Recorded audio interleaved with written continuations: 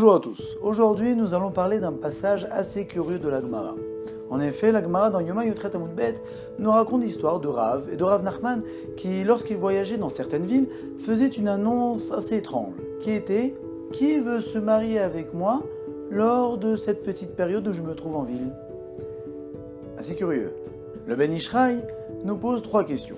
Première question, c'est que ces rabbins ne pouvaient pas s'empêcher d'être un peu célibataires un petit laps de temps, ils sont obligés d'être mariés à chaque instant.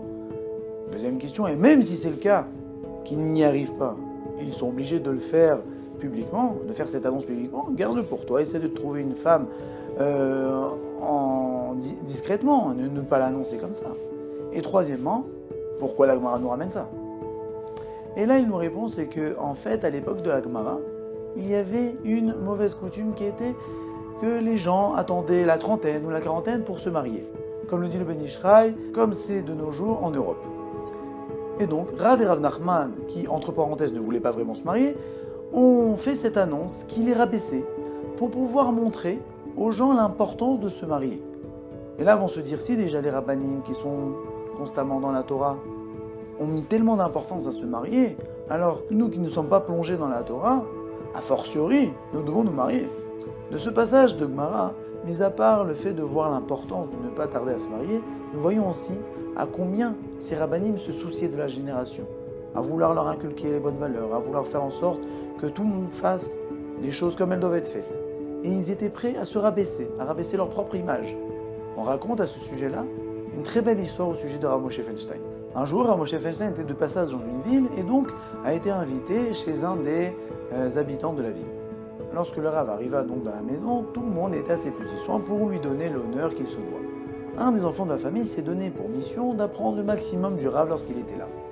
Il se cacha pendant la nuit dans une armoire dans le salon pour épier les moindres faits et gestes du Rav afin d'apprendre ou même de voir des choses peut-être extraordinaires. Et là, le Rav dans le salon étudiait à une heure tardive à son accoutumée, étudiait. Donc l'enfant regarde le Rav. Bon. Et d'un coup, le petit dernier de la famille arrive dans le salon, regarde le Rav et lui jette un ballon. Et là, le Rav, à la stupeur de l'enfant caché dans l'armoire, commence à lui rendre le ballon et à jouer avec le petit enfant au ballon.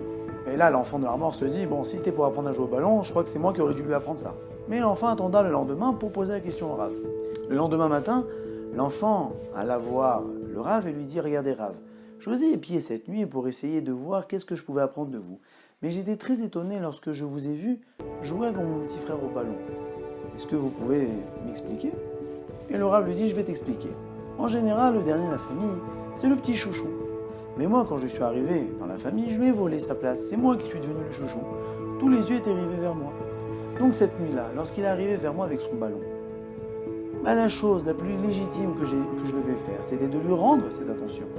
Donc j'ai commencé à jouer avec lui au ballon. Ce petit jeu de ballon, en fait, cachait une grande leçon.